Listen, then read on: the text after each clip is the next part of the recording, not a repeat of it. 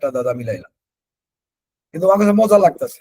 এবং সেই বেচারা শেষ পর্যন্ত ঘোষণা করলো যে এটা লাস্টেরটা দিয়া কইলো যে তাসের দাদাও ছিল, যে মিলাইতে পারবো তার পুরস্কার, সেই পুরস্কার কি তার কাছে গরিব মানুষ আমি কিনবো, কিছু নেই নাই, কিন্তু ঘোষণা করছিল এবং জয়লাভ করছিলাম।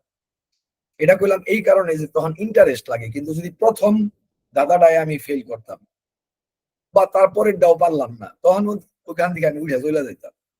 হোমিওপ্যাথি অনেকের কাছে মনে হয় যে খুব কঠিন কিছু, অবশ্যই কঠিন কিছু, যে এখানকার প্রিপারেশন যার ভালো না আছে তার জন্য কঠিন কিছু, তারা এক্সস্টেড হয়, এনার্জি লস্ট হয়। কিন্তু যখন আপনি ওয়েল প্রিপেয়ার থাকবেন, যখন আপনার ওই যে জ্ঞানের যে সমন্বয়ের কথা বলছি এটা যখন যথেষ্ট পরিমাণ থাকবে, তখন এটা খুব ইন্টারেস্টিং ম্যাটার হয়ে দাঁড়ায়। আপনি যখন ঠিক ভাবে চিন্তা করা শিখবেন, আপনার থট প্রসেস যখন ঠিকঠাক থাকবে, তখন এটা খুব ইন্টারেস্টিং হয়ে দাঁড়ায়। তো আজকে আমরা একটা কেস থেকে দেখার চেষ্টা করুন যে কিভাবে আমরা এখানে আমাদের চিন্তাটারে, আমি যে কইলাম যে খুব বাছাই টাছাই করতে পারি নাই, র একটা কেস আমি আজকে শেয়ার করা শুরু করি। আচ্ছা, আমি আগে মূল ফাইল থেকে শেয়ার করি, এটাই বেটার হবে। তারপরে আবার অনেক কিছুই আজকে শেয়ার করতে হবো, খেয়াল রাখেন, যে না দেখতে পারলে আমারে জানাবেন।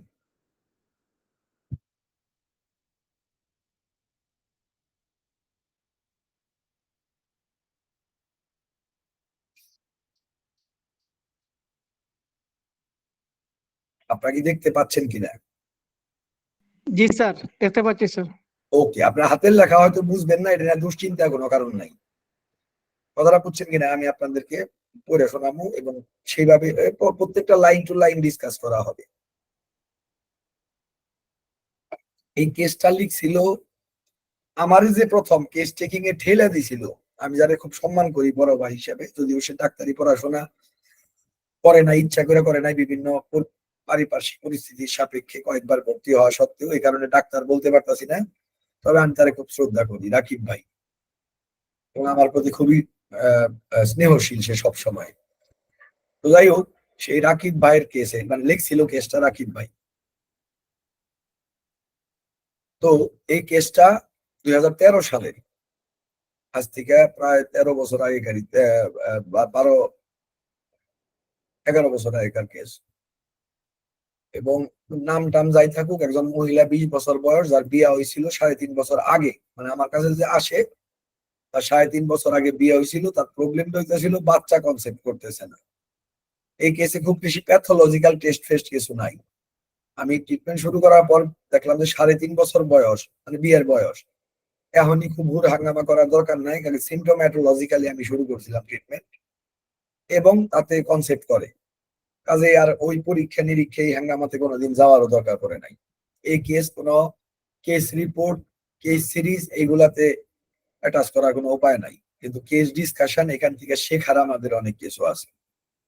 রোগী তার বাবা মায়ের বংশের ইতিহাস সম্বন্ধে তেমন কিছু বলে নাই বা বলতে পারে নাই, যাই হোক ওয়েল প্রিপেয়ার্ড হয়তো ছিল না, এবং ছোটবেলায় তার টাইফয়েড হয়েছিল, একটা মাত্র ইনফরমেশনই আমরা পাই। তবে এটাও মনে রাখা দরকার, কেসটা 23 বছর 11 বছর আগেকার। এখন আমি কেস টেকিং এ অনেক আপডেট হয়েছি, হয়তো আর অনেক ইনফরমেশন আপডেট কোনো কেস থেকে দিলে থাকতো, তো আপডেট কেস আপনারা পাবেন, টেনশনের কোনো কারণ নাই। আজকে আমি সিম্পলেস্ট মানে সরল কেসের দিকে মানে চিন্তা করছি, এই কারণে আর আমি এটা চেঞ্জ করি নাই, সরল কেস। যাই হোক, তার রোগী যখন প্রথম আসে, জানায় যে তার অ্যাপেন্ডিক্সের রিজিয়ানে ব্যথা, মানে পেটের ডান পাশের ম্যাকবার্নিস পয়েন্টের ওইদিকে ব্যথা, নিচে তলপেটের নিচে ডান পাশে ব্যথা করে। তার অ্যাপেন্ডিক্স ছিল বলে আমার মনে হয় না, ওটা সম্ভবত গ্যাস্ট্রেসের ব্যথা হইতে পারে। কিন্তু কথা হইলো আমরা এইখান থেকে অনেক কিছু চিন্তা করা শুরু করি, এই প্রত্যেকটা লাইন থেকে। কিন্তু আমি প্রথমে কেসটা একটু পড়ে নিতেছি। বর্তমানে সামান্য ব্যথা হয়, হাঁটা চলায় বেশি হয়, চাপ দিলে বেশি হয়, খাবার খেলে বমি আসে, মাজার বাম পাশে একই সময়ে থেকে ব্যথা, মানে এই আর এই পেটের ব্যথাটা যখন শুরু হয়েছে, মাজার বাম পাশেও একই সময় থেকে ব্যথা শুরু হয়েছে। পেটের ব্যথাটা ডান পাশে, এটা বাম পাশে। প্রতিদিন রাত্রে ও দুপুরে জ্বর আসে, অসুস্থ হবার পর থেকে পিপাসা বাড়ছে, শরীর দুর্বল, হাত পায়ের তালু গরম, মাসিক নিয়মিত পিরিয়ডের একটা টাইম দিছে, পায়খানা কষা 2-1 দিন পর পর হয়, প্রস্রাব শেষে জ্বালাপোড়া করে, পিপাসা বেশি, অল্প অল্প বারবার খায়, ঠান্ডা পানি পছন্দ, ঘাম বেশি, ঘুম বেশি, গরম কাতর, খিটখিটে মেজাজ, টক পছন্দ, মিষ্টি পছন্দ, ঝাল নোনতা তিতা পছন্দ, চর্বি পছন্দ। ওকে, এটা অত্যন্ত সংক্ষিপ্ত ভাবে নেওয়া কেস, মানে এর নিচে কোনো কেস হয় না। এই কেসটার এইটুকুই ছিল তা কিন্তু না, এই কেসটারে পরবর্তীতে আমি প্রচুর ক্ল্যারিটি আনছি আমার জিজ্ঞাসাবাদে। এইগুলো হলো সেই জিজ্ঞাসাবাদের ফলাফল, এখানে আমি লিখছি। তো আমরা একটু দেখবো যে আমরা এখান থেকে এইটুকু দিয়ে চিন্তা করা শুরু করবো যে কিভাবে আমাদের কেসটা শুরু হবে এবং কিভাবে আমরা রেপার্টরি করব। এখান থেকে কি কি পয়েন্ট আমি রেপার্টরি করব, কেন কোনটা নেব, কেন কোনটা নেওয়ার যোগ্য কিনা সেই ব্যাপারে প্রশ্ন তুলব প্রথম। এবং এইবার আপনাদের অডিও গুলা খোলা, মানে এমন ভাবে রাখেন যে আমি প্রশ্ন জিজ্ঞাসা করবো জাস্ট শেয়ারিং এর জন্য, এটা কোনো না যে আপনারা পারলেন কি পারলেন না এই ধরনের কোনো কিছু না, জাস্ট শেয়ার করা।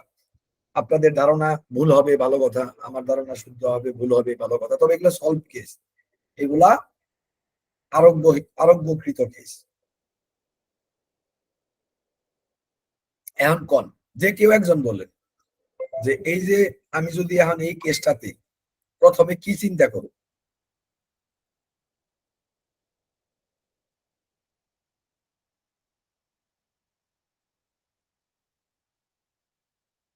যে কেউ একজন বলে যে আমার আমার চিন্তাটা কি হবে, প্রথম চিন্তাটা কি হবে। স্যার উনি কি অ্যালোপ্যাথি কোনো টেস্ট করাচ্ছেন, ওই যে অ্যাপেন্ডিসাইটিসের করায় নাই? আচ্ছা, তাহলে এই যে আমরা যে যেটা চিন্তাটা স্যার, ওনার এই যে পিপাসা, পায়খানা, পিসাব এইগুলোর মধ্যে অনেক কিছু পাওয়া যাবে স্যার। ফাইন, বেশ, এইভাবে শেয়ার করেন, সমস্যা নাই। প্রথম চিন্তাটা, একটা মিনিট একটা মিনিট কাশেম ভাই, আমি আপনার কাগজগুলো দেখছি, আমি একটা ক্লাসে আছি। হ্যাঁ, আমি আপনার কল দিতেছি, ক্লাসটার মাঝখানে একটা বিরতি আছে, ওই সময় আমি আপনার কল দিতেছি। ওকে ওকে ভাই।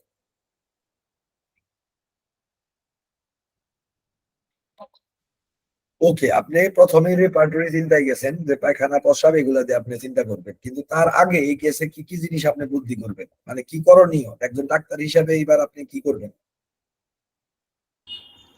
মাসিক নিয়মিত হয় না অনিয়মিত স্যার, বুঝতে পারি নাই, মাসিকটা নিয়মিত না অনিয়মিত স্যার? নিয়মিত। নিয়মিত। রাইট। এখানে স্যার একটু টেস্ট পরীক্ষা করে দেখতে হবে ডান দিকে ইয়ে করে যে ব্যথাটার প্রকৃতিটা।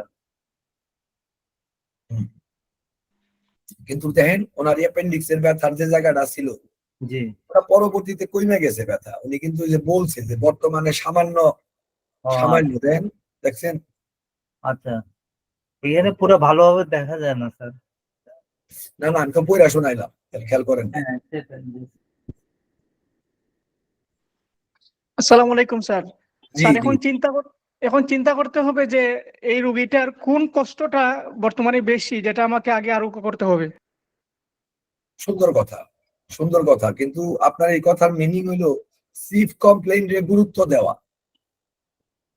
তাই না? জি স্যার। কাজে আর আমরা একটু ভালো মতো চিন্তা করতে পারি, আমাদের চিন্তার প্রসেসটা কি হবে এটাই আমি ডিসকাস করবো। আপনারা বলেন ভুল হোক না, সমস্যা কি, এখানে কিভাবে চিন্তা শুরু করতে হবে সেটাই আমি শুরু মানে আপনাদের বুঝাই দিব ইনশাল্লাহ। তবে তার আগে 2-4 বার ভুল করেন, যারা ভুল করবেন তাদেরই মনে থাকবো বেশি।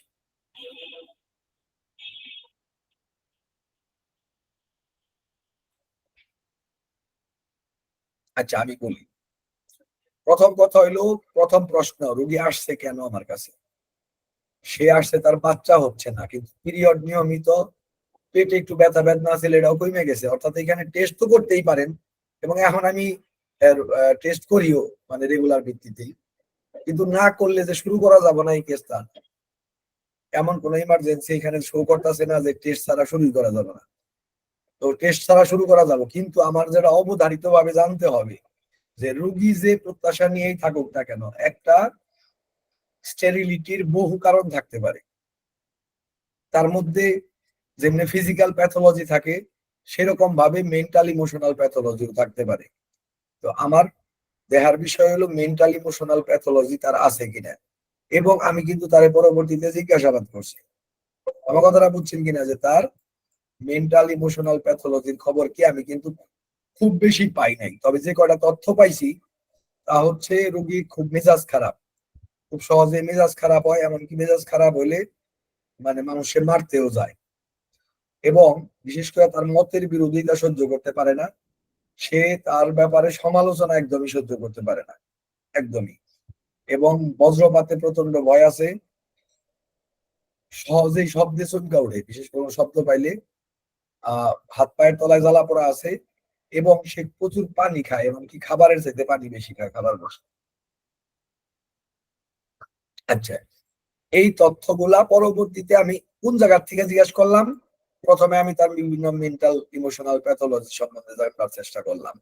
দেখলাম যে আমি কোনো কজেশন পাইতাছি না, কজেশন, কারণ পাইতাছি না। তাহলে আমি ওটা বাদ দিলাম। কিন্তু তার মন মেজাজের স্ট্যাটাসটা যেটা স্বাভাবিক থেকে বেশি, একজন মহিলা মানুষ, নববিবাহিতা, বলতে 3.5 বছর বয়স, তো নতুন বিয়ে, হ্যাঁ মানুষের মারবার নিয়ে যায় রাগ উঠলে, বয়স তো 20, একবারে যে ছোট বাচ্চা তাও তো না। এটা একটা স্ট্রাইকিং প্যাথোলজি আছিল। দেন মতের বিরোধিতা সহ্য করতে পারে না, সেন্সিটিভনেস, এগুলো অবশ্যই গুরুত্বপূর্ণ, আমি এগুলো নোট করছি। এবং ভয়ের মধ্যে থেকে আমি পাইছি হলো ওই যে দুইটা, fear of thunderstorm, starting from noise, burning of palm and sole আছে। এখানে বলছে, কেসের মধ্যে বলছে হাত পায়ের তালু গরম, কিন্তু পরবর্তীতে ইনভেস্টিগেট করতে যায় আমি দেখি যে তার হাতের এবং পায়ের তলায় জ্বালা পোড়া আছে, শুধু যে গরম থাকা তা না, এবং প্রচুর পানি খায়। পানির পিপাসা সে এমনিতেও বেশি লেগছে, অল্প অল্প বারবার, বিশেষ করে খাবার বসলে ভাতের চাইতে মানে খাবারের চাইতে ওই মাঝখানে মাঝখানে পানি খায়, প্রচুর পানি খেয়ে ফেলায়। আচ্ছা, এই কয়টা তথ্যের উপরে আমি রেপার্টরি স্টার্ট করি। এখন কথা হইলো আমি রেপার্টরিতে কি নেব? রেপার্টরি থেকে আমি সবগুলা সিমটমস নেব? আমি আপনাদের প্রশ্ন করতেছি। অ্যাপেন্ডিক্সের ব্যথা বা তলপেটের ডান দিকে নিচের পাশে ব্যথা, এটাকে আমি রেপার্টরিতে নিব? না স্যার, কেন নেব না? এটা সিগনিফিকেন্ট না স্যার। ব্যাখ্যা করেন, আমি আপনাকে পরীক্ষা করতেছি না। আমরা আজকে ডিসকাস করবো যেন অন্য সবাইও জিনিসগুলো বুঝতে পারি, জানতে পারি, ভুল হোক শুদ্ধ হোক সেটা ফ্যাক্ট না। ভুল হইলে আমি ঠিক করে দিব, শুদ্ধ হইলে আপনার ব্যাখ্যাতেই সবাই জেনে যাবে। বলেন কেন এটা সিগনিফিকেন্ট নয়? কারণ লক্ষণ এটা রোগীর ভাষা থেকে বা রোগীর অ্যাটিটিউড থেকে মনে হয়নি যে এটা তার খুব একটা ইম্পর্টেন্স সে দিচ্ছে এটার উপর। এইভাবে না, রোগীর ভাষা কথার চাইতে বড় কথা হচ্ছে, আমি বলি স্যার একটু। হ্যাঁ বলেন প্লিজ, আপনারা বলতে পারলে আমি বেশি। একটা যে সিরিজ আছে যে তার মাইন্ড, তারপরে এইভাবে আর মাইন্ড, হেড, ভার্টিগো, এইভাবে সিরিজটা আসে নাই আর কি। দেন হেড ভার্টিগো এটা সিরিজ না। সিরিজটা হইলো যে মূলত আমরা সবসময় চেষ্টা করব কয়েকটা জিনিস একটা কেসে। একটা কেসের সবচেয়ে গুরুত্বপূর্ণ, যে আমরা যদি হায়ারার্কির ভিত্তিতে ধরি, ওই সিরিজের কথা বললেন, তাহলে সর্বপ্রথম হইলো মেন্টাল ইমোশনাল প্যাথোলজি। এটা হলো সবার আগে গুরুত্বপূর্ণ, যদি থাকে।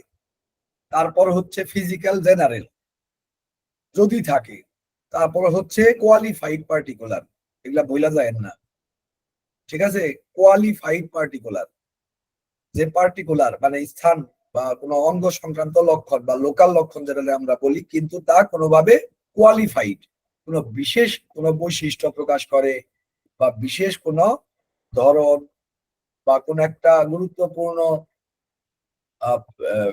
কাঠামোগত ত্রুটি, বা এগুলা কোন একটা কিছু যেটা আসলে আলাদাভাবে রোগীরা আমাদের সাথে পরিচয় করায় দেয়, কিংবা পিকুলারিটি নিয়ে আসে, আনকমন, রেয়ার, পিকুলিয়ার। যদি আনকমন, রেয়ার, পিকুলিয়ার কোন লোকাল সিমটমস হয়, অনেক সময় তা মেন্টাল ইমোশনালের উপরে চলে যায়।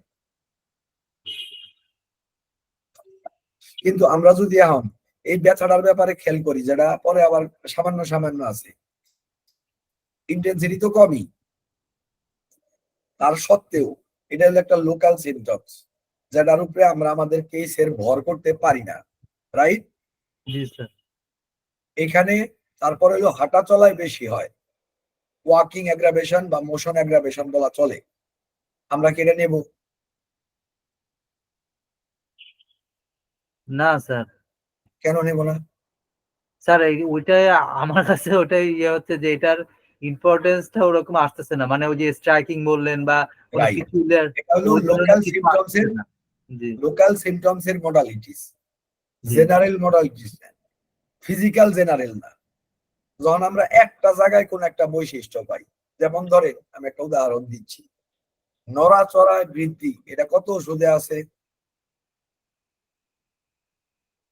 অনেক ওষুধ। এটা কি শেয়ার হইতেছে এখন? যেটা না, এটা মনে হয় শেয়ার হইতেছে না। আমি রেপার্টরিতে ঢুকছি, এটা শেয়ার হয় নাই। 288টা ওষুধে আছে ইন জেনারেলি, আরো বেশি থাকতে পারে। জি স্যার। এই যে মোশন অ্যাগ্রাভেশন, যে নড়াচড়ায় যে বৃদ্ধি হচ্ছে, 288টা ওষুধে আছে। কিন্তু 287টা ওষুধের নড়াচড়ায় বৃদ্ধি আর ব্রায়োনিয়ার নড়াচড়ায় বৃদ্ধি কি এক জিনিস? না স্যার। আমরা নড়াচড়ায় বৃদ্ধি করলে মাথায় ব্রাইনিয়ার। ব্রায়োনিয়ার কথা আসে। 287টা ওষুধ, এটা কিন্তু আমাদের মাথায় আসে না। এটা কেন হয়? এর কারণ ব্রায়োনিয়াতে এটা কোনো লোকাল সিমটমস না, এটা হলো জেনারেল সিমটমস। ব্রায়োনিয়ার সমস্ত কিছুই নড়াচড়াতে বৃদ্ধি, তাই না? জি স্যার। জি স্যার। এই কারণে ব্রায়োনিয়ার ক্ষেত্রে নড়াচড়ায় বৃদ্ধিটা আমাদের কাছে গুরুত্বপূর্ণ শুধু নয়, একটা কি নোটস হয়ে দাঁড়ায়, যেটা ও আলাদাভাবে ব্রায়োনিয়ারে আমাদের সাথে পরিচয় করায় দেয়। কিন্তু এই রোগীর বেলায় আমরা এই নড়াচড়ায় বৃদ্ধিটা পাইতেছি অ্যাপেন্ডিক্সের ব্যথার সাথে, রাইট? মানে অ্যাপেন্ডিক্স হয়তো না, তলপেটের ব্যথার সাথে বলি, তলপেটের ব্যথার সাথে। তাহলে এটা কি আমরা এখন রেপার্টরিতে নিলে আমাদের রেপার্টরি কোয়ালিফাইড রেপার্টরি হবে? না স্যার। রাইট। কাজে এটা আমরা আমরা অন্তপক্ষে আমি রেপার্টরিতে শুরুতে রেপার্টরিতে নেই এটা। যাই হোক, ওটা আমরা একটু পরে রেপার্টরি দেখব। চাপ দিলে বেশি হয়, একই যুক্তিতে আমরা এখানে নেই। কিন্তু এখন যদি বলে রাখি কথা প্রসঙ্গে, এই কেসটাতে যদি দেখা গেছে আরো 5 জায়গায় নড়াচড়ায় বৃদ্ধি, চাপ দিলে বৃদ্ধি আসে, তাহলে এটা কি মিন করতো? যে রোগীর সার্বিক অবস্থা নড়াচড়া এবং চাপ দিলে বৃদ্ধি পায়। সেই ক্ষেত্রে কিন্তু আমরা এটা জেনারেল সিমটমস হিসাবে জেনারেল টিসের চ্যাপ্টার থেকে রেপার্টরিতে অনায়াসে নিতে পারতাম এবং নেওয়াটাই সঙ্গত হইতো। কিন্তু এই কেসে আমি জানি যে পরবর্তীতে আর এই প্রসঙ্গে কোনো কথা নাই। ওকে, খাবার খেলে বমি আসে, আমরা নেব এটা?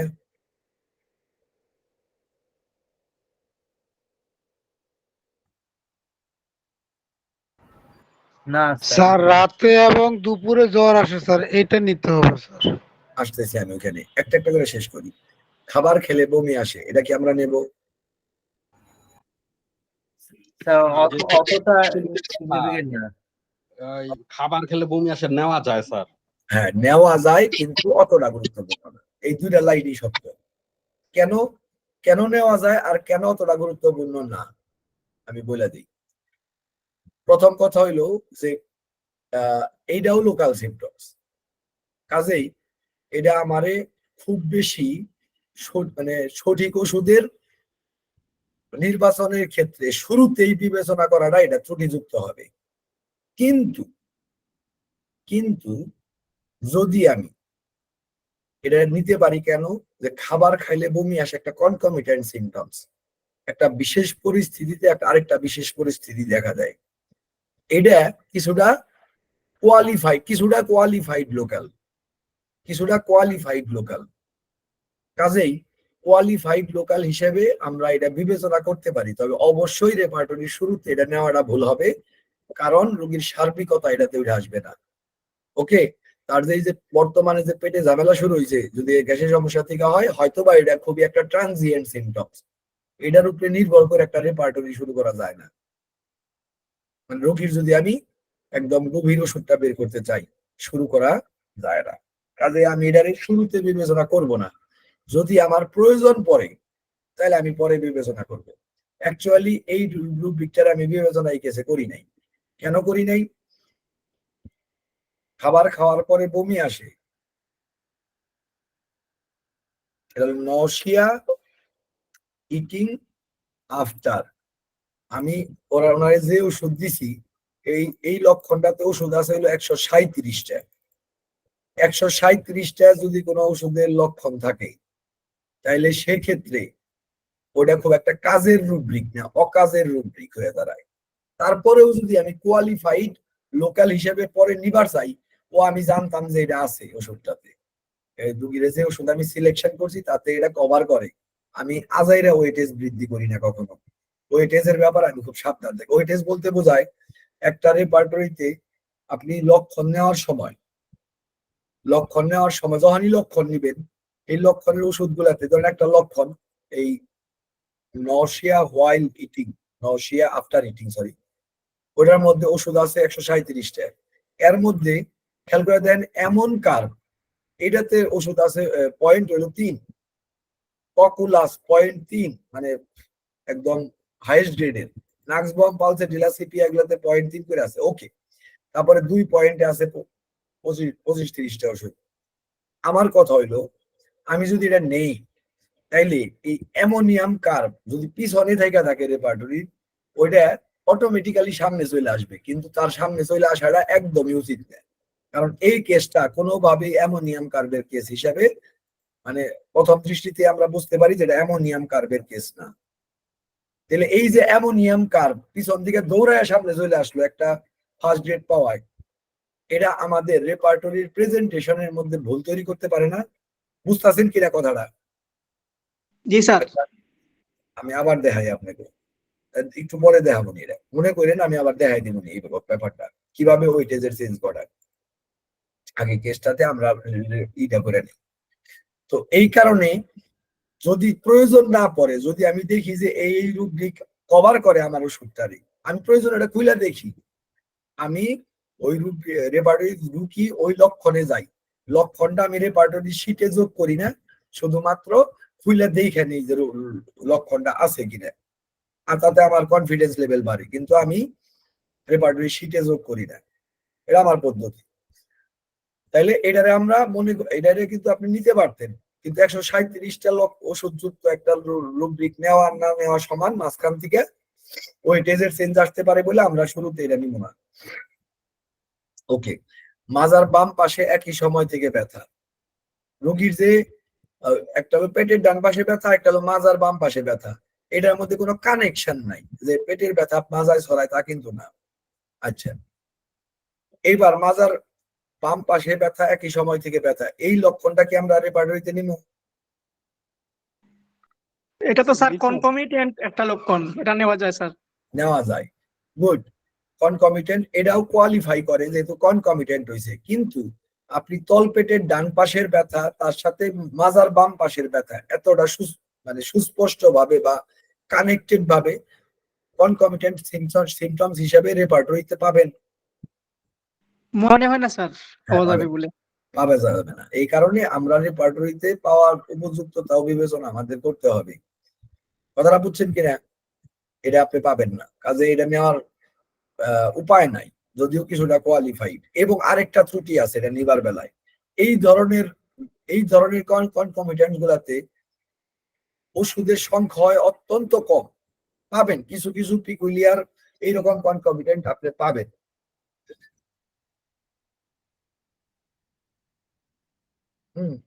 কনকমিটেন্ট আপনি পাবেন, কিন্তু সেগুলাতে ওষুধের সংখ্যা এত কম হয় যে তার উপরে নির্ভর করা যায় না, কারণ লোকাল সিমটমস এর 2টা ওষুধ দেয়া হইতাছে, তখন আপনি কিভাবে ওটা নিবেন? কাজেই অনেক সময় আমাদের কিছুটা কোয়ালিফাইড থাকলেও, এবং তাও কিন্তু এটা জেনারেল বা মেন্টাল ইমোশনাল সিমটমস এর মতো কোয়ালিফাইড, কিছুটা কোয়ালিফাইড থাকলেও আমাদের বাদ দিতে হয়। এই দেখেন আরেকবার হাঁটা চলায় বেশি আসছে, 2বার পাইয়া গেলাম আমরা হাঁটা চলায় বেশি। আমরা কিন্তু এইবার মোশন অ্যাগ্রাভেশনটারে বিবেচনা করতে পারি, কিন্তু আমি যে ওষুধটা দিছি তাতে মোশন অ্যাগ্রাভেশন আছে। কেন আছে মোশন অ্যাগ্রাভেশন এই লক্ষণটাতে? ওষুধের সংখ্যা হচ্ছে, একটা মিনিট, হ্যালো কে? ও হ্যাঁ হ্যাঁ, কেমন আছো? আমি আল্লাহর রহমতে ভালো আছি। আচ্ছা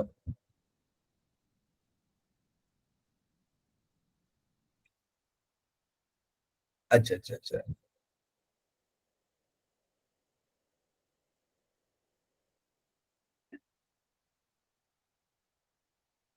আচ্ছা আচ্ছা।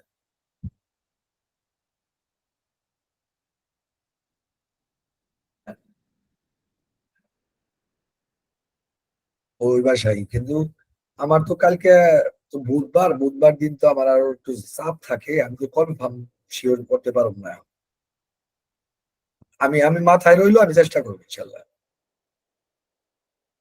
হ্যাঁ বলে দিন, বলে দিন, বলে দিন। আচ্ছা, ওকে ওকে। আচ্ছা আচ্ছা, যেটা বলতেছিলাম, আপনারা যদি মোশন অ্যাগ্রাভেশনে যান তাহলে 288টা ওষুধ পাবেন, 288টা। আমারে বলেন যে একটা রুব্রিকে যদি 288টা ওষুধ থাকে, ও বিশেষ করে আমার রেপার্টরি শুরুতে কোনো হেল্প করবে?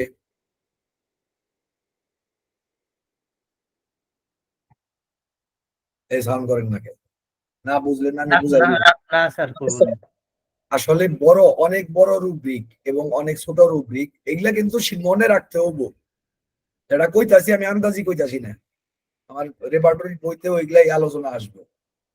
অনেক বড় রুব্রিক, অনেক ছোট রুব্রিক রেপার্টরিতে খুব বেশি হেল্প করে না। কোনো কোনো সময় নিতে পারেন, আমি জানি যে এই রুগীটা নিতে পারেন আপনি মোশন অ্যাগ্রাভেশন, কোনো সমস্যা নাই, নিতে পারেন, নেওয়াটা গড় হালাল হবো না। কিন্তু হেল্প হবো না হতে একটা রুব্রিক বাড়ায় বয়ে থাকবো কেন? এই কারণে আমি এটা নিই নাই। কথাটা বুঝছেন কিনা? তো এই কারণে অনেক বড় রুব্রিক, অনেক অনেক ছোট রুব্রিক রেপার্টরিতে খুব বেশি হেল্প করে না, বিশেষ করে রেপার্টরির শুরুতে তা খুব বেশি সুবিধা প্রদান করে না। আর বিশেষ করে যেগুলো অতিরিক্ত ছোট রুব্রিক, মানে অনেক ওষুধ কম, সেগুলা মিসলিডিং হওয়ার পসিবিলিটি থাকে। তাহলে বড়টার মধ্যে ওয়েটেজের একটা গরমিল বাঁচতে পারে, ছোট গুলার মধ্যে মিসলিডিং হইতে পারে, আপনার যে ওষুধটা রোগীকে দিতে হবে তার বাইরে যাইতে পারে। এই কারণে অতিরিক্ত বড় রুব্রিক এবং অতিরিক্ত ছোট রুব্রিক শুরুতে নোট করে আলাদা করে রাখবেন। ওগুলো আপনি বিবেচনা করতে পারেন, দেখতে পারেন, ভিতরে যায় চেক করতে পারেন, কিন্তু ওগুলো যা কিছু করবেন সব পরে, শুরুতে নয়। দ্রুত ওষুধ বাই করবার চান না আপনারা? এই যে কোন আমি আমি চেম্বারে ট্রিটমেন্ট করি, খুব দ্রুত ওষুধ বের হয়ে আসে। এই জিনিসগুলো আমার জানা আছে বলে আমি আজাইরা জিনিস নিয়ে বিরাট বড় রেপার্টরি সাজাইলাম, তারপরে নিজেই গোলা ধরে বয়ে রইলাম, আল্লাহ রে একই একই। এই জিনিসটা আমার বেলায় হয় না। আচ্ছা, এরপরে হচ্ছে প্রতিদিন রাত্রি ও দুপুরে জ্বর আসে। ওকে, এবার কে বলছিলেন? শাফিউর ভাই কইছিলেন সম্ভবত, ও না মানিক ভাই কইছিলেন, এটা গুরুত্বপূর্ণ। আমার একটু ব্যাখ্যা করেন মানিক ভাই, ব্যাখ্যা করেন যে জি কেন স্যার। হইলো যে এটা গুরুত্বপূর্ণ, এটার পিছনে যুক্তিটা আপনি বলেন। স্যার এখানে জ্বরটা আসতেছে প্রতিদিনই দুপুরে এবং রাত্রে দুই সময় জ্বর আসতেছে। এখানে রোগীর প্যাথোলজিক্যাল কোনো একটা প্রবলেম ক্রিয়েট হয়ে থাকতে পারে। আর একটা হলো, মনে ভুলে গেলাম, রাত্রে এবং দুপুরে জ্বর আসতেছে, একটা পয়েন্ট মনে হয়েছিল স্যার, ভুলে গেছি। আচ্ছা, অসুবিধা নাই, অসুবিধা নাই। এই কেস জি স্যার। ডিসেকশনে আমি চাই যে আপনারা বলি করেন, কথাটা বুঝছেন কিনা? এই জি যে স্যার। আপনি কথাগুলা কমু সবার সাথে বেশি মনে থাকবো মানিক ভাই, শুনেন স্যার আমি বলবো এখানে, প্লিজ প্লিজ প্লিজ। স্যার এখানে জ্বর আহ, আহ, এই দুই বেলা আসে, এটা সিগনিফিকেন্ট, কিন্তু নেওয়ার ক্ষেত্রে এটা কতটা সিগনিফিকেন্ট, কারণ এটা হলো আউটকাম স্যার, সেই জন্য। চমৎকার কথা বলছে। এনে একটা কথা বলি আপনাদের, ইন্টারেস্টিং একটা মজার কথা মনে রাখবেন সব সময়। রোগীর ট্রিটমেন্ট করবেন কিন্তু কখনোই আক্কেল বরদ্দ হারান যাব না। কথাটা বুঝছেন? একটা রোগী যখন কয় না মাইপা কয় আমার জ্বর জ্বর ভাব লাগে প্রতিদিন, এইটার অর্থ আলাদা। মোস্ট প্রবাবলি তার জ্বর আসে না, বা আসলেও এত ইনসিগনিফিকেন্ট জ্বর আসে যে আসলে এটা ধর্তব্যের মধ্যে পড়ে না। কিন্তু এটা মিন করে যে রোগীর মধ্যে একটা ইনফ্ল্যামেটরি প্রসেস আছে, তার ইমিউনিটি সিস্টেম কিছু একটার বিরুদ্ধে ঝগড়া করতেছে। তবে স্যার এই কথাটাই বলতে চাইছিলাম স্যার, হ্যাঁ হ্যাঁ, মনে এই পড়ছে। এই এই লাইনের মধ্যে একটা কথা হইলো যে প্রতিদিন রাত্রে এবং দুপুরে জ্বর আসে বলছে, এই প্রতিদিনটা গুরুত্বপূর্ণ। যদি সত্যিকারে এক্সাক্ট টাইমিং নিয়ে আসতো, পিরিয়ডিসিটি নিয়ে আসতো, তাইলে আমাদের সেটা পিরিয়ডিসিটি হিসাবে প্রতিদিনের ডেইলি পিরিয়ডিসিটি হিসাবে আমরা কাউন্ট করতে পারি। কথাটা বুঝছেন কিনা? Periodicity daily. আপনারা যদি জেনারেলে যান দেখবেন একটা আছে, রুব্রিক আছে পিরিয়ডিসিটি ডেইলি। কিন্তু এই রুগীটা আমি দেখবেন এখানে ক্ল্যারিফাই যখন করি তখন এটা সম্বন্ধে কিছু লিখি নাই। এর কারণ হইলো এটা আসলে রুগী পরবর্তীতে আমার সাথে যখন আলোচনা করে তখন দেখলাম যে আসলে এই প্রতিদিনটার মধ্যেও গড়বড় আছে। মানে তার গড়বড়টা কইছে আমার প্রতিদিন রাত্রে বা দুপুরে আসে জ্বরের মতো, জ্বর ভাব লাগে এই সেই, কিন্তু বাস্তবতা তা নয়। প্রতিদিন না, হয়তো কোনোদিন সকালে লাগতেছে, কোনোদিন দুপুরে লাগতেছে, কোনোদিন রাত্রে লাগতেছে, আসলে এই টাইম গুলাতে আসে। কিন্তু আমি যে খুব কনফার্ম পিরিয়ডিসিটি হিসাবে নিতে পারবো তা না। তবে জেনারেল পিরিয়ডিসিটি হিসাবে আমি যে ওষুধটা সিলেক্ট করছি ওটার মধ্যে কিন্তু আছে। আচ্ছা, অসুস্থ হবার পর থেকে পিপাসা বাড়ছে, বলেন এই লাইনটা আমরা নিব কিনা? হ্যাঁ, এটা নেবো স্যার। ওকে, এটা আমরা অবশ্যই বিবেচনা করব। কিন্তু অসুস্থ হবার পর থেকে পিপাসা বাড়ছে, এটা কি রেপার্টরিতে আছে? স্যার মনে হয় না। নাই। আমি জানি না কইতাছি, অন্তত পক্ষে আমি ওই 2013 সালে যখন রেপার্টরি করি তখন আসিল না। এখন আপডেট রেপার্টরিতে কি করছে আমি জানি না। এটা নাই, অসুস্থ হবার পর থেকে পিপাসা বাড়ছে নাই। কিন্তু আমাদের এই যে পিপাসা যে বাড়ছে এটা কিন্তু বললে চলবে না। দেখেন কেসের সবটুকু রেপার্টরিতে না। যারা মনে করে যে রেপার্টরি দিয়ে বিশ্বজয় হবে, ভুল। এই লাইনটা আপনি রেপার্টরিতে পাবেন না, কিন্তু এই পার্টিকুলার কেসের ক্ষেত্রে এটা বললে চলবে না। এবং এটা মিন করে আরেকটা জিনিস, যে রোগীর মধ্যে সত্যি এই যে একটু আগে যে কথাটা বলছে প্রতিদিন রাত্রে ও দুপুরে জ্বর আসে, তার মানে রোগীর মধ্যে সত্যি এক ধরনের ইনফ্ল্যামেটরি প্রসেস আছে যেখানে পানির প্রয়োজন বেশি পড়তেছে। শরীর দুর্বল, এটা খুবই কমন সিমটমস। এটা কি আমরা রেপার্টরিতে নিব? না স্যার, যদি ওরকম সিগনিফিকেন্ট হতো তাহলে রোগী বারবার এই কথাটা বলতো। আর সিগনিফিকেন্ট থাকলেও লাভ নাই। দুনিয়ার ওষুধ প্রোস্ট্রেশনের মধ্যে, ফিজিক্যাল উইকনেস এর মধ্যে আপনার রেপার্টরিতে কোনো হেল্প করবে না। হাত পায়ের তালু গরম, এটা কি রেপার্টরিতে নিব? গরম মানে জ্বালা পোড়া। জি স্যার, এটা নেওয়া যায় স্যার। এটাতে কেন নেওয়া একটা এটাতে একটা রোগীর সার্বিকতা আছে স্যার, আর এটাতে ওষুধ সংখ্যাও অনেক কম। আপনার কথা সার্বিকতা কথাটা ভুল হবে। এটার মধ্যে এটা একটা লোকাল সিমটমস, কিন্তু কোয়ালিফাইড লোকাল। এটা সার্বিকতা নাই, কোয়ালিফাইড লোকালস। কোয়ালিফাইড লোকালস কেন? এটা রোগীর থার্মাল কন্ডিশন, ব্লাড সার্কুলেশনের একটা ধরন রে উল্লেখ করে, কিন্তু সিমটম গুলা প্রকাশ হয়েছে হাতে এবং পায়ে। আমার কথাটা বুঝছেন কিনা? এক, জি স্যার। কিন্তু যেহেতু এটা কোয়ালিফাইড লোকালস আমরা অবশ্যই নিতে পারি, তবে কেস এটা দেয়া শুরু করা কি হবো ভুল হবে।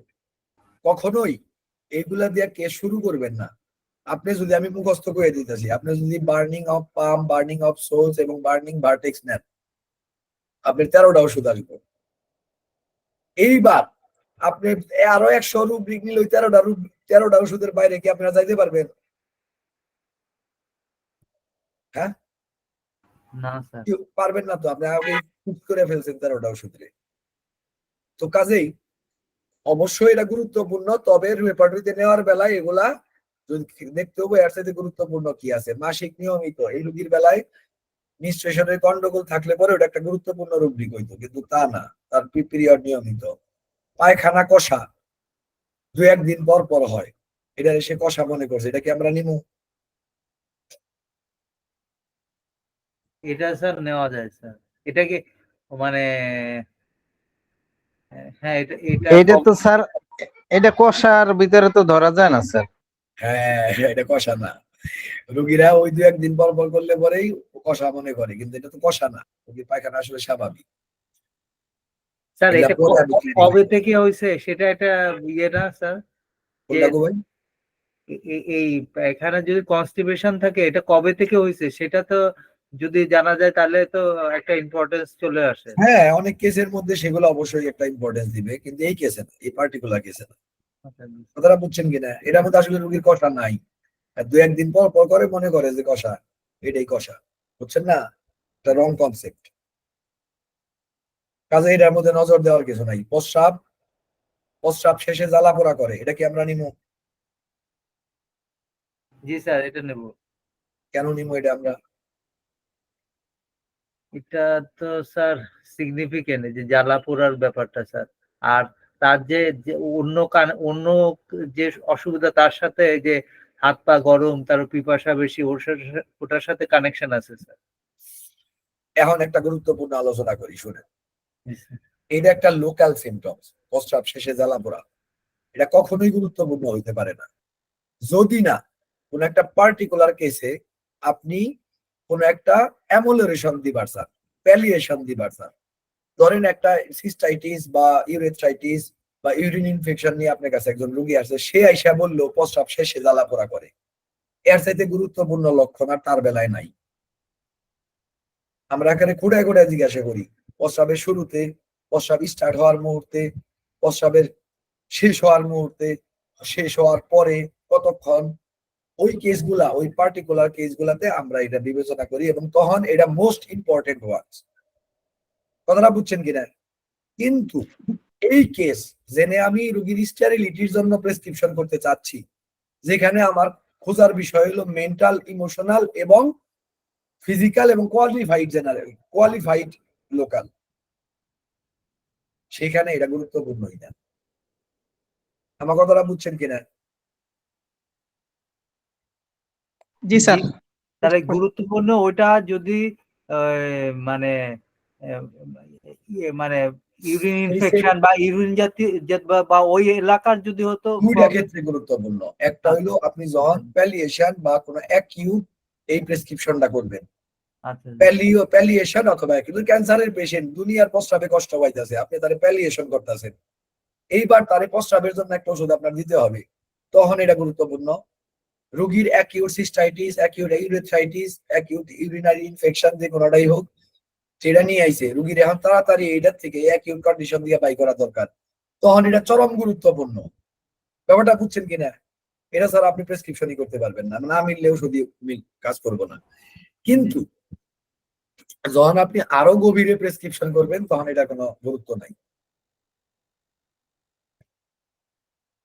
এটা মিসলিড করবে।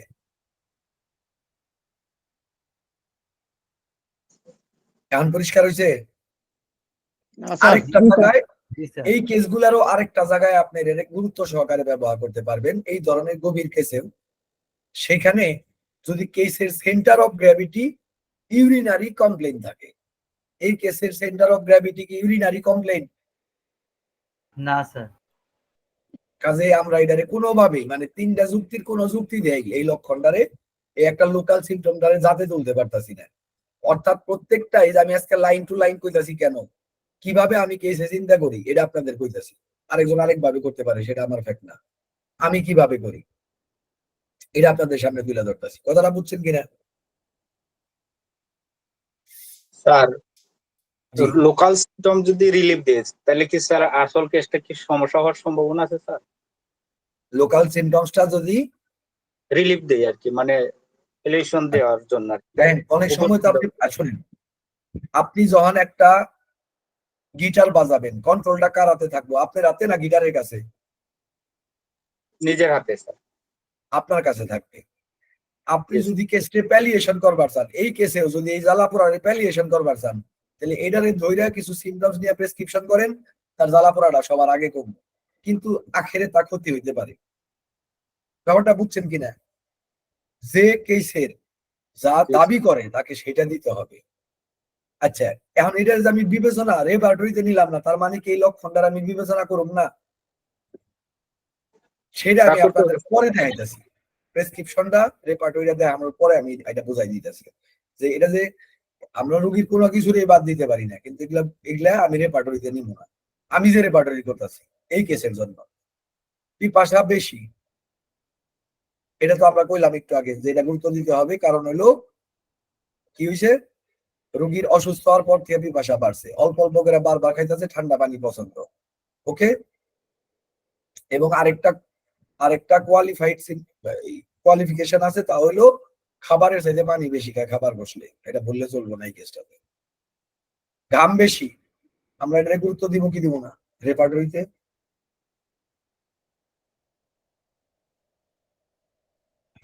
দেবো স্যার। স্যার ঘাম বেশি বলতে মানে মানে প্রফিউজ পার্সপিরেশন, তাহলে দেবো। হ্যাঁ এটা গুরুত্বপূর্ণ। ঘুম বেশি, রুগী যখনই রেস্টে যায় ঘুমায় যায়, এই রুগীটা হলো অলস। কথাটা বুঝছেন কিনা? আমরা গুরুত্ব এটা দিতে দিতে পারি, কিন্তু রেপার্টরিতে অত বেশি সুবিধাজনক পাবেন না এটারে। রুগী গরম কাতর, খিটখিটে মেজাজ, খিটখিটে মেজাজ কিটুকু খিটখিটা, এটা তো একটু আগে পাইলাম, যে ভেরি ইরিটেবল, এটা দিয়ে জিজ্ঞাসা করা শুরু করছিলাম। এবং desire to strike when angry, cannot tolerate contradiction, sensitive to reprimand, মানে cannot tolerate reprimand। রেপ্রিমেন্ড মানে হইলো কেউ সমালোচনা করতেছে, তার নামে বদনাম করতেছে, কথা বলতেছে, তারা নিয়ে এগুলো সহ্য করতে পারে না। খাবারের মধ্যে পছন্দ টক সবচেয়ে বেশি, তারপরে মিষ্টি, চর্বিও পছন্দ, এবং তার প্রেসক্রিপশন সালফার 10 mg। এটা 1 ডোজ বলতে পারেন, যদিও এখানে 2টা ডোজ লেখা, 1 ঘন্টা পর পর 2টা ডোজ সকালে দেওয়া হয়েছে, তার সাথে প্লাসিবো গেছে। এই হইলো প্রেসক্রিপশন। এবং এবং এটা রেপার্টরিতে আমি আপনাদের দেখাবো। এতক্ষণ যে আলোচনা করলাম আমি কি কি রেপার্টরিতে নিছি, 2টা রেপার্টরি থেকে আমরা দেখাবো যে কিভাবে সিদ্ধান্তে এসে পৌঁছাইছি। ওকে, এই কথাটুকু বুঝছেন তো? আজকে আমি রেপার্টরির পিছনে আমি যে ব্যাপারটুকু এনে উল্লেখ করতে হবে, প্রত্যেকটা লক্ষণ যে কিভাবে বিবেচনা করতে হয় বুঝছেন, কিভাবে সাধারণ কমন সেন্স রে বহাল রেখে রোগীর কথার মূল্যায়ন করে, যে এটা রোগী বুঝতেছে যে ঠিক কি ব্যাঠিক, কতটুকু গুরুত্বপূর্ণ, এই কেসের সেন্টার অফ গ্র্যাভিটি কি, অ্যাপ্রোচ কি হবে, এই সমস্ত কিছু। দেখেন আপনি যদি প্যালিয়েশনের অ্যাপ্রোচ নিতেন তখন এই সিমটমসটা গুরুত্বপূর্ণ হতো, যেটা কইলাম একটু আগে, প্রস্রাবের পরে জ্বালা পোড়া। কিন্তু আপনি অ্যাপ্রোচ নেন নাই, এই লক্ষণে গুরুত্বহীন হয়ে গেছে। তাহলে আমি যে সবসময় বলি কেসের সেন্টার অফ গ্র্যাভিটি এবং তারপর হলো অ্যাপ্রোচ বাছাই, এই 2টা সবার আগে গুরুত্বপূর্ণ। বুঝছেন কেন এটা বলি আমি? জি স্যার। স্যার এখানে একটা জিনিস, তার তো জ্বালা পোড়া আছে, তারপর ইয়ে আছে, সালফার 10 mg দিলে মানে এটা একটু বলেন স্যার, যে বেড়ে যেতে পারে বেশি সেটা। পারে তো নাই বেশি, ওই যে রোগী সুন্দর করে উন্নতি লাভ করছে। অ্যাপেন্ডিসাইটিস এর পেইন একবার মাত্র দেখা দিছিল, হাঁটলে বাড়ে নাই, তাকেও না হয়তো বাড়ছে, কিন্তু নোটিসেবল বা সাংঘাতিক ভয়াবহ কিছু হয় নাই। রোগীর সাথে ওষুধটা এত ভালো মিলছে যে আমি আরামসে উপরে পটেন্সি দিছি। অ্যাগ্রাভেশন তো একটা অবশ্যই ছিল, হয়তো খুব অল্প সময়ের জন্য জ্বরের ভাবটা যেটা রোগী কইতো চলে গেছিল, তবে ওই যে বমির ভাবটা রয়ে গেছিল, পরে গেছে ওইটা, রয়ে গেছিল। পুরো কেস আজকে দেখানোর মতো সময় নাই, আমি শুধুমাত্র ওই যে প্রথম ফলো আপটা দেখাইলাম, যে জ্বরের ভাব চলে গেছে। এটা বোঝায় যে তার ভিতরে ইমিউনিটি জয় লাভ করছে, তার ইনফ্ল্যামেটরি প্রসেসের উপরে জয় লাভ করছে সালফারের পরে। এবং এবং সেই সাথে ওই যে পেটের যে ব্যথাটা ছিল কমা শুরু হয়ে গেছে, মাসলেস অনেকটা কমে গেছিল। এবার আমরা আসি রেপার্টরিতে, আমরা কি করছিলাম রেপার্টরিতে। আচ্ছা স্যার, এখানে আরেকটা জিনিস, তার ফ্যামিলি হিস্ট্রি, যে পরিবারের যে রোগ শোক কি কি আছে, কিংবা তার পাস্ট যে ইয়েগুলো, ও পাস্টটা বলছেন ওই যে টাইফয়েড হয়েছিল, কিন্তু তার বাবা মা বা ইয়ে ওইটা ওইটা কি স্যার?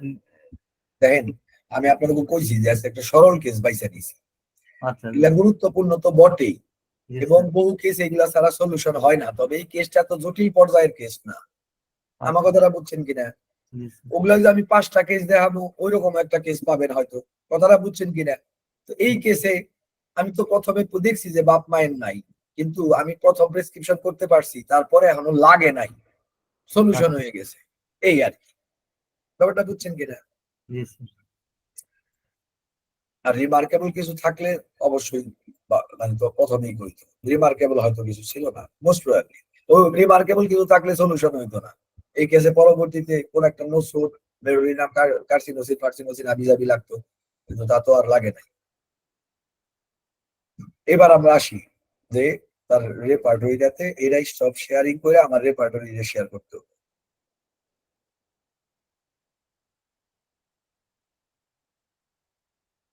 ওকে,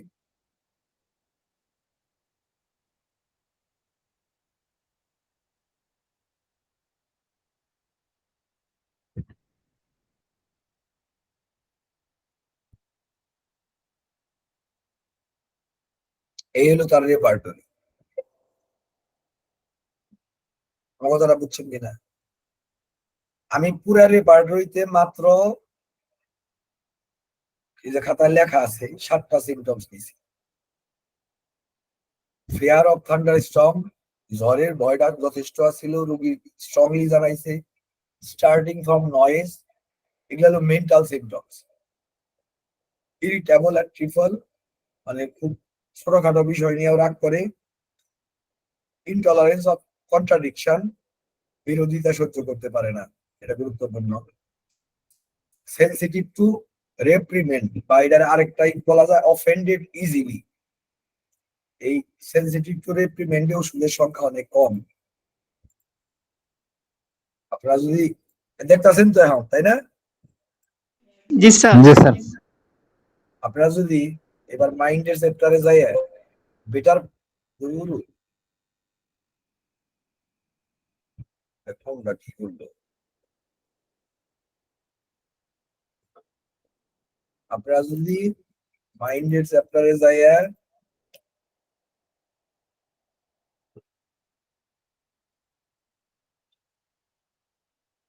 অফেন্ডেড ইজিলি নেন 100 ওষুধ। এটা আবার অতিরিক্ত বড়, কথাটা বুঝছেন কিনা? কিন্তু তারপরেও একবারে ছোটর চাইতে কিছুটা বড় নেওয়াটা better. Burning of palm, burning of sole, ওই যে বললাম যে আমরা নিব, কিন্তু নিলাম হলো লাস্টে। আমার কথাটা বুঝছেন কিনা? মেন্টাল ইমোশনাল এর পরে যায় না নিলাম burning of palm, burning of sole. আমার ওষুধ আসে lycopodium, calcarea, natrum mur, sulphur, natrum carb, phosphorus, silicea, carcinosin, এই পর্যন্তই রাখি। আরো ওষুধ আছে। আমি মোটামুটি তুলনামূলক বিশ্লেষণ যদি করি এই কেসটাতে, এবার আসে যেভাবে শেষমেশ ওষুধ সিলেকশন করতে হয়।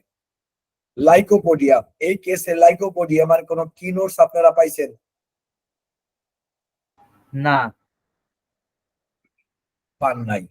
রোগী গরম কাতর, শুধু একটা স্যার প্রথমে ডান দিকে ব্যথা, এতটুকুই একটা পাইছে, ওটা তো কিন্তু বাম দিকেও আছে, মাজারটা তো বাম বাম দিকে দিকে। আছে। জি স্যার। কাজে ওটা কিছুই না। লাইকোপোডিয়ামে কোনো কি নোটস নাই, যেগুলা থাকতে হবে অবধারিত ভাবে। বিকালে অ্যাগ্রাভেশন, তারপর ডান দিকে অ্যাফেকশন, পানির পিপাসা কমের দিকেই থাকে লাইকোপোডিয়ামে। লাইকোপোডিয়ামের যে কি নোটস, তার কোনো তেমন কোনো উপস্থিতি নাই। মন মেজাজের যে ধরন, ভয়ের যে ধরন, কিচ্ছু নাই। ক্যালকেরিয়ার সাথে কিছুটা মিল আছে অনেকগুলা ব্যাপারে, যেমন কিছু ভয় আছে, কিন্তু ক্যালকেরিয়ার ভয় আরো বেশি থাকার কথা। ওই শুধুমাত্র ঠান্ডা স্টমার নয়েজে ভয় তা না। ক্যালকেরিয়ার ভয় থাকলে ভূতের ভয়, অন্ধকারের ভয়, রোগের ভয়, মানে জার্মের, মানে ক্যালকেরিয়ার ভয় অনেক বেশি। যে রোগীতে ভয়ের প্রাদুর্ভাব খুব বেশি না আছে, সেখানে ক্যালকেরিয়া চিন্তা করলে দ্বিতীয়বার চিন্তা করতে হবে আর দিব কিনা। এই রোগীর সাথে ক্যালকেরিয়া যায় না, কিন্তু রেপার্টরিতে মেলা আগে এসে বসে রয়েছে। ন্যাট্রাম মিউর, অনেক খোঁজাখুঁজি করার পরেও না পাইছি রোগীর মধ্যে কোনো ইমোশনাল আঘাতের ইতিহাস, না পাইছি রোগীর মধ্যে কয়টার নাম লবণে আকাঙ্ক্ষা, না পাইছি। মানে ন্যাট্রামের গরম কাতরও পাওয়া যায় না ওটা। গরম কাতর আছে, রোগীর গরম কাতরও তো আছে, কিন্তু আচ্ছা। সান অ্যাগ্রাভেশন, মিল্কে সেনসিটিভনেস কিছুই পাই নাই ন্যাট্রামে। বা রোগীর মধ্যে ওই ভাবও আমি পাই নাই যে ডিপ্রেস, স্যাডনেস, আবিজাবি কিছুই নাই। তাহলে আমি যদি সার্বিকভাবে রোগীকে বিবেচনা করি, এখানে ন্যাট্রাম মিউর যায় না। আপনারা দেখছেন প্রেসক্রিপশনটা আসলে ন্যাট্রাম কার্বো একটা পিকুইলারিটি নিয়ে। ন্যাট্রাম কার্বের বৈশিষ্ট্যটা কি? মন কিন্তু যথেষ্ট মাইল্ড, কিন্তু ন্যাট্রামের বৈশিষ্ট্য পুরাটাই থাকে। ও আমি ন্যাট্রাম কার্ব পাই নাই, বিশেষ করে sun sensitiveness, sensitiveness to exposure to sun নাই। সূর্যের তাপে নিয়ে গন্ডগোল নাই। দুইটা জিনিস না থাকলে ন্যাট্রাম কার্ব চলে না। সূর্যের প্রচন্ড সেন্সিটিভনেস এবং দুধে সাংঘাতিক রকমের সেন্সিটিভনেস, এই দুইটা সেন্সিটিভনেস না থাকলে ন্যাট্রাম কার্ব নিয়ে চিন্তা করারই দরকার নাই। গেল। আসেন ফসফরাস। যাই হোক, এখন যদি এগুলো ফাও কথা। একটু ইয়ে ছিল স্যার। হ্যাঁ হ্যাঁ, ফসফরাসের সাথে একটু মিল ছিল স্যার। একটু মিল ছিল, কিন্তু ওই যে পিপাসা অল্প অল্প বারবার, পিপাসা, জি স্যার, আর ঠান্ডা পানির পিপাসাটা। ঠান্ডা পানির পিপাসা, কিন্তু অল্প অল্প বারবার ফসফরাসের পিপাসা না। আমার কথাটা হ্যাঁ। বুঝছেন কিনা? জি স্যার। ফসফরাস একবারে অনেক টুবেরা পানি খাবেই খাবে। এবং ফসফরাসের মধ্যে যদি আমি যখন জিজ্ঞাসা করছি ক্যালকেরিয়ার চাইতে ভয়, মানে ক্যালকেরিয়ার অন্তত পক্ষে সমান মাত্রার ভয় ফসফরাসে না থাকলে ফসফরাসের চিন্তা করা, খাও চিন্তা করা। আমার কথাটা বুঝছেন? ফসফরাসের মধ্যে ভয় থাকবে। আচ্ছা, জি স্যার। এশিয়ান গরম কাতর, সাইলেশিয়া শীত কাতর, অজোথাইডে নিয়ে ভাও বেজাল বেড়া লাভ নাই। এছাড়া সাইলেশিয়ার যে বৈশিষ্ট্য, হাত পায়ের তলায় ঘাম, অফেন্সিভ ফুড সোয়েট, এগুলা কোনো কিছুই নাই। সালফারটারে আমি সিলেকশন করছি কারণ এটার মধ্যে অনেকগুলা কারণ আছে। ইন্টারনাল ইনফ্লামেটরি প্রসেস, এই যে কিনোটস, পাম্পস অন বার্নিং কিনোটস।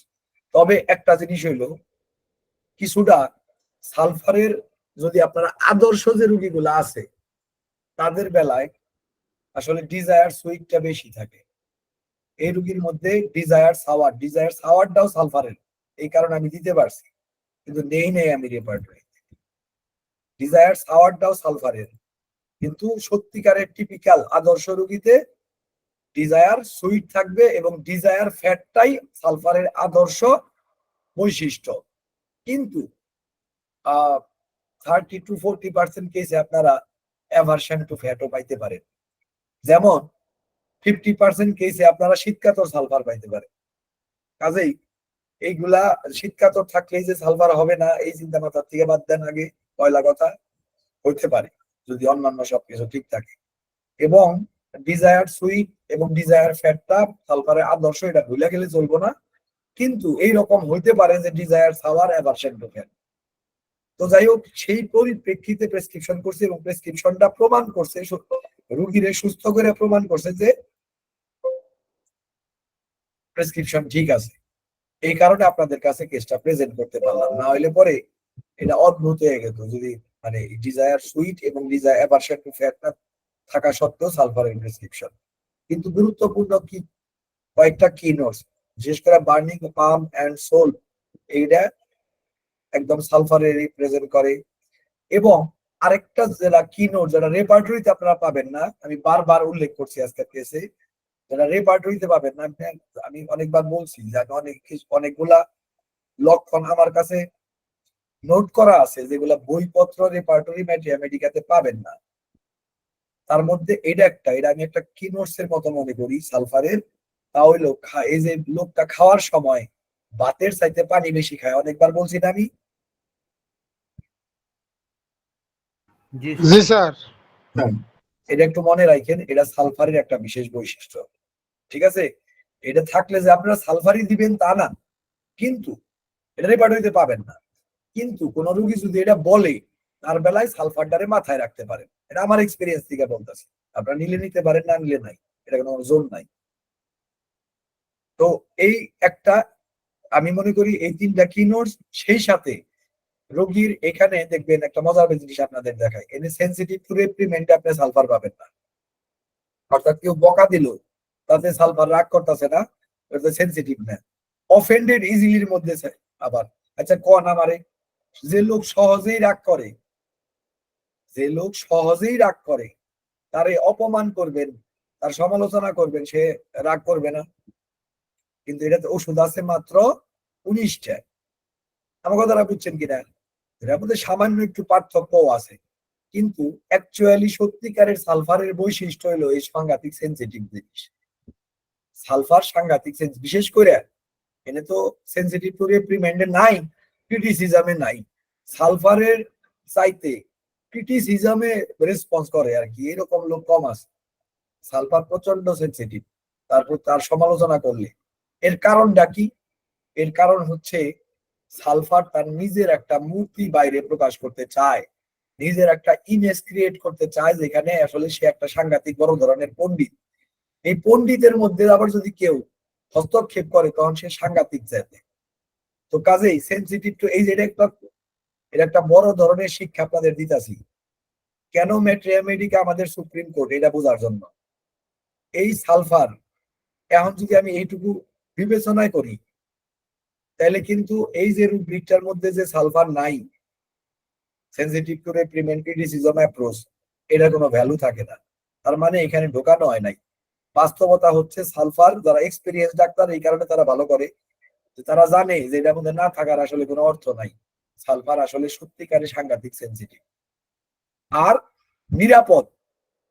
এটা কিন্তু আমি রেপার্টরিতে নেই নাই অফেন্ডেড ইজিলি নেই নাই, কারণ আমার জানা আছে যে সালফার সেনসিটিভ টু রেপ্রিমেন্ট, রেপার্টরিতে থাকুক বা না থাকুক, সেনসিটিভ ক্রিটিসিজম, রেপার্টরিতে থাকুক বা না থাকুক সালফার আছে এটার মধ্যে। আমি কিন্তু অফেন্ডেড ইজিলি নেই নাই, কিন্তু যারা নতুন রেপার্টরি করবে তারা যেন কনফিউশনে না পড়েন তার জন্য আমি অফেন্ডেড ইজিলি এখানে যোগ করে দিছি, মানে সহজেই রাগ করে।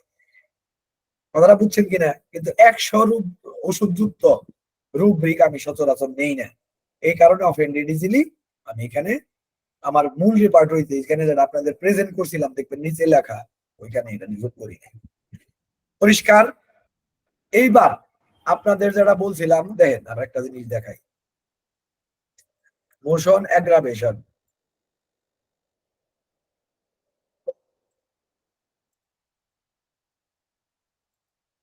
ইউরেথ্রাল বার্নিং, ইউরিনেশন আফটার, এই দুইটার মধ্যেই সালফার আছে, কিন্তু আমি নেই না কেন এগুলা? আরেকটা কারণ আছে, এটা আমার পার্সোনাল চয়েস। এটা যে কোনো একবারে প্রাতিষ্ঠানিক শিক্ষার ব্যাপার তা না। আমি কখনোই কোন একটা ওষুধ মানে কোন একটা ওষুধ যদি সন্দেহ হয়, আমি ধরেন যখন এইটুকু রেপার্টরি করছিলাম তখন আমার ওষুধ আসছিল, আমি যখন এইটুকু রেপার্টরি করলাম তখন আমার ওষুধ আসলো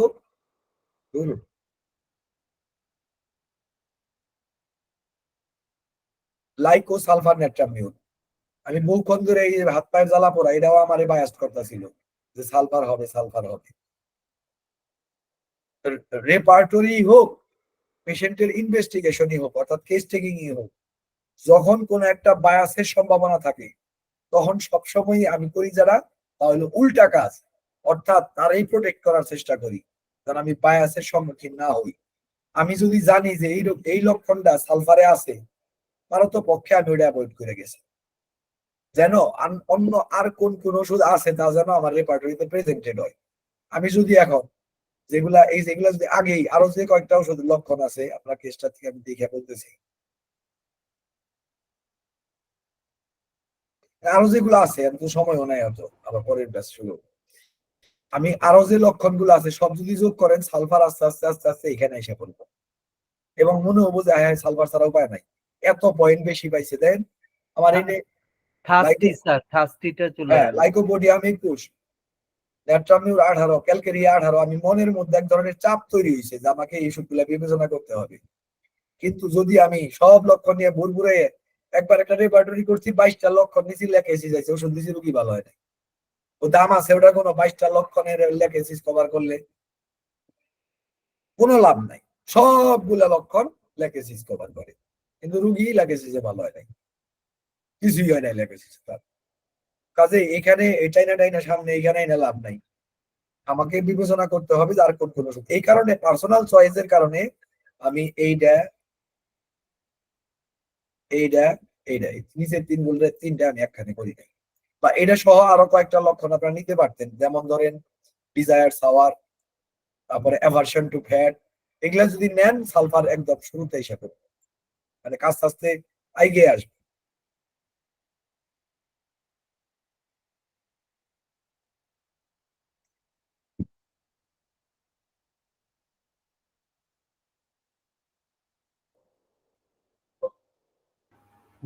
স্যার বুঝছি স্যার, এটা দেখানো দাও।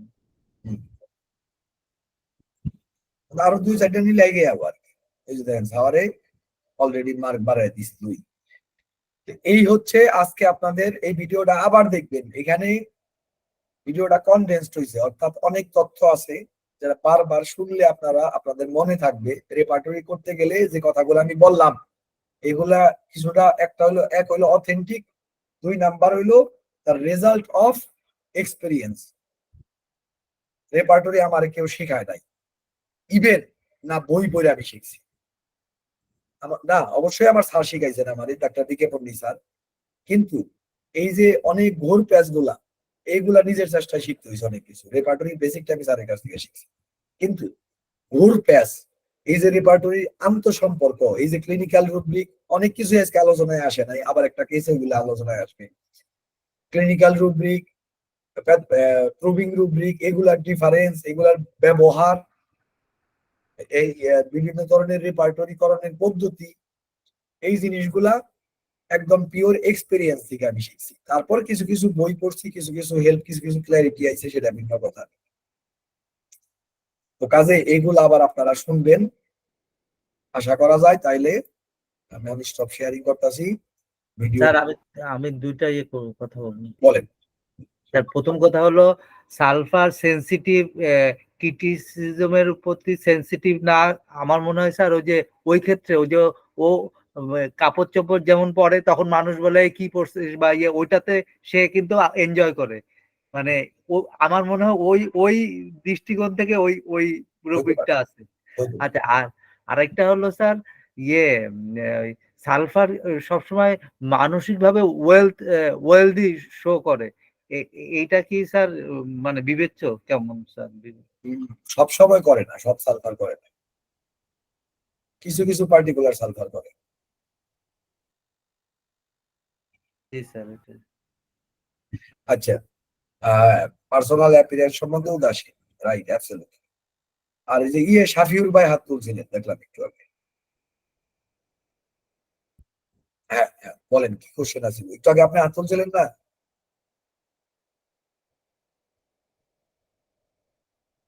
হ্যাঁ হ্যাঁ, নেজি মেন্টাল এসেন্স, ইগোটিজম যথেষ্ট আছে,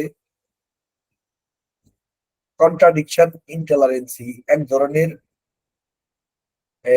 ইগোটিক অ্যাটিটিউডই প্রকাশ করে। এগুলো হলো সূক্ষ্ম হিসাব আর কি। তো যাই হোক, আমি খুব সরল ভাবে উপস্থাপন করার চেষ্টা করছি। অনেক থট প্রসেস আরো আছে যে পথে থাকে, সেটা বড় কথা না, কিন্তু এইটুকু যদি বুঝেন, বিশেষ করে আজকে এই রেপার্টরি, এই রুব্রিক গুলারে কিভাবে আমি মূল্যায়ন করলাম, বিশ্লেষণ করলাম, এগুলা যদি আপনারা একটু বিবেচনা করেন, আগে এইটুকু তো শিখেন যারা যারা এখনো জানেন না, আর যারা জানেন আলহামদুলিল্লাহ। তারপরে আবার নেক্সট ক্লাস আছে কিছু, এখন সব ক্লাসই গুরুত্বপূর্ণ। হ্যাঁ রোহন ভাই, বল। Thank you Rabiqullah Shah. Sir একটা বিষয় জানার ছিল, ওই যে স্যার ওই যে ক্রিটিসিজমের প্রতি যে ক্রিটিসিজমের প্রতি যদি এই ওভার সেনসিটিভ যেটা, সেটা সে কি মানে কষ্ট পায় না রেগে যায়?